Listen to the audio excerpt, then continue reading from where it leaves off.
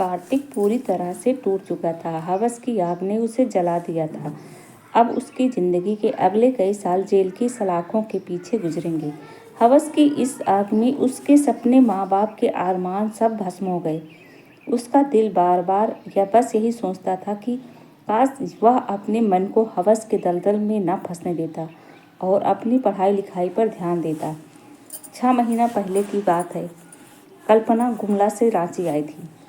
कार्तिक की उससे कॉलेज में जान पहचान हुई थी, जो धीरे धीरे दोस्ती में बदल गई थी। कार्तिक कल्पना के साथ कभी फिल्म देखने जाता तो कभी पार्क में घूमने। कल्पना हर बात में, हर काम में उसका साथ देती थी।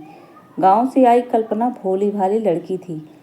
कार्तिक उसकी हर इच्छा पूरी करता था। मोटरसाइकिल से घुमाना, सिनेमा दिखाना, होटल में खिलाना, गिफ्ट देना, सब कुछ। पर उसके मन में कभी भी कल्पना के प्रति प्यार नहीं था। वह तो उसके गदगदाए बदन का मजा लेना चाहता था। पर शायद कल्पना इसे प्यार समझने लगी थी। जब कार्तिक को लगा कि कल्पना उसके प्रेम जाल में फंस चुकी है, तो उसने धीरे धीरे अपने पर फैलाने शुरू किए।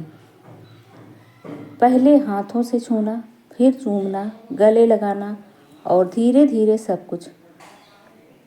यहाँ तक कि पार्क के कोने में भी उसने कल्पना के साथ हर तरह का शारीरिक सुख भोग लिया था। इस तरह कभी सिनेमा घर में तो कभी किसी होटल में वह अपनी ख्वाहिश को पूरा करता रहता था। कार्तिक कल्पना के शरीर के बदले उस पर खर्चा करता था और उसकी नज़र में हिसाब बराबर हो रहा था। पर कल्पना की बात अलग थी। वह कार्तिक को अपना प्रेमी मानती थी और उससे शादी करना चाहती थी। एक बार कल्पना को महसूस हुआ कि कार्तिक के साथ जिस्मानी रिश्ता बनाने से वह पेट से हो गई है। उसने उसे बताया था, कार्तिक, मैं तुम्हारे बच्चे की माँ बनने वाली हूँ। यह सुनकर कार्तिक चौंका था, पर जल्दी ही सहज होकर उसने कहा, अभी हम दोनों को पढ़ाई करनी है। किसी लेडी डॉक्टर से मिलकर इस समस्या से छुटकारा पा लेते हैं। मुझे कोई ऐतराज़ नहीं, पर आगे चलकर हमें शादी करनी ही है, तो अगर हम अभी शादी कर बच्चे को आने दें तो इसमें क्या हर्ज है। कल्पना ने प्रस्ताव रखा था। शादी? कार्तिक चौंका था, पर वह सोचकर कि कहीं कल्पना का शरीर दोबारा ना मिले इसलिए बोला था, अभी पढ़ाई, फिर कैरियर, उसके बाद शादी। कल्पना ने इसे शादी की रजामंदी मानकर लेडी डॉक्टर से मिलकर बच्चा गिरवा दिया। कार्तिक और कल्पना पहले की तरह मजे से रहने लगे थे, पर अब कार्तिक सावधान था, बच्चा न ठहरे, इसके लिए वह उपाय कर रहा था। इसी बीच कल्पना को भनक लग गई कि कार्तिक उससे नहीं बल्कि उसके शरीर से प्यार करता है। उसकी शादी की बात कहीं और चल रही है। उसने फ़ोन कर कार्तिक को रेलवे स्टेशन बुलाया। रेलवे स्टेशन से कुछ ही दूरी पर एक सुनसान जगह थी, जहाँ पहले वे भी कई बार मिले थे। कार्तिक ने यहाँ झाड़ियों के पीछे उसके साथ जिस्मानी रिश्ते भी बनाए थे। कार्तिक मन में जिस्मानी सुख पाने की उमंग लिए वहाँ जा पहुँचा। कल्पना के चेहरे पर तनाव देखकर वह हंसकर बोला, क्या हुआ, फिर लेडी डॉक्टर के पास चलना पड़ेगा क्या? पर अब तो हम काफ़ी संभल कर चल रहे हैं। सीरियस हो जाओ कार्तिक, तुम मुझसे शादी करोगे? कल्पना ने उदास होकर पूछा था। पागल हो रही हो, अभी शादी की बात कैसे सोच सकते हैं हम? कार्तिक जोश में आकर बोला था। कहाँ वह जिस्मानी मजा लेने की बात सोच रहा था, कहाँ कल्पना उसे दूसरी बातों में उलझाए हुए थी।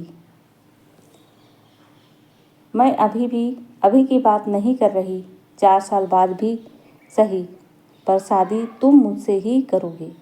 मैंने तुम्हें अपना सब कुछ इसीलिए सौंपा है। कल्पना बोली थी, दोस्ती अलग चीज़ है, शादी अलग चीज़ है। मैं तुम्हारी दोस्ती की कीमत अदा करता रहा हूँ, शादी की बात तो सोचो ही मत। कार्तिक ने बेरुखी से कहा था। उसका मन उचट गया, सारा जोश जाता रहा। मैं अपना सब कुछ तुम्हें तुम्हारी कीमत के चलते नहीं, प्यार के चलते सौंपती रही, लेकिन मुझे नहीं पता था कि तुम मेरे प्यार को पैसे से तोल रहे हो। पर तुम अगर प्यार को पैसे से खरीद रहे थे, तो मैं भी अपने प्यार को ताकत के बल पर पालूंगी। मेरे चाचा और मामा नक्सली हैं, जब चाहे तुम्हें और तुम्हारे परिवार को मिटा सकते हैं। कहते हुए कल्पना का गुस्सा आ गया था। कार्तिक कल्पना की बात सुनकर डर गया। वह जानता था कि कल्पना जहाँ से आई है वहाँ नक्सलियों का अड्डा है। वह वहाँ आए दिन नक्सली वारदातों की खबरें अखबार में पढ़ता था। कुछ दिन पहले ही कार्तिक के परिवार वालों ने किसी लड़की से उसकी शादी की बात भी चला रखी थी। उसे लगा अगर कल्पना जिंदा रहेगी तो रंग में भंग डालेगी। उसने झपट कर कल्पना की गर्दन पकड़ ली और उस पर तब तक दबाव बनाता गया जब तक कि उसने शरीर ढीला नहीं छोड़ दिया। कार्तिक को अभी भी यकीन नहीं हुआ था कि कल्पना ने दम तोड़ दिया है, तो उसने अपनी बेल्ट से फिर उसका गला दबा दिया। वो चुपचाप अपने घर आ गया। कार्तिक मन ही मन घबराया हुआ था, पर जिस जगह पर उसने कल्पना की लाश छोड़ी थी, उधर किसी का आना जाना ना के बराबर होता था। उसे नोच कर खा जाएंगे, यही सोचकर वह अपने मन को देता था। पर 2 दिनों के बाद एकाएक पुलिस ने उसे दबोच लिया। शायद किसी ने लाश की सूचना पुलिस को दे दी थी और पुलिस उस तक पहुंच गई। तो दोस्तों, यह कहानी कैसी लगी आपको कमेंट करके ज़रूर बताइएगा। थोड़ा पसंद आएगी तो लाइक कीजिएगा, शेयर कीजिएगा और चैनल को सब्सक्राइब जरूर कर दीजिएगा। मिलते हैं नेक्स्ट वीडियो में।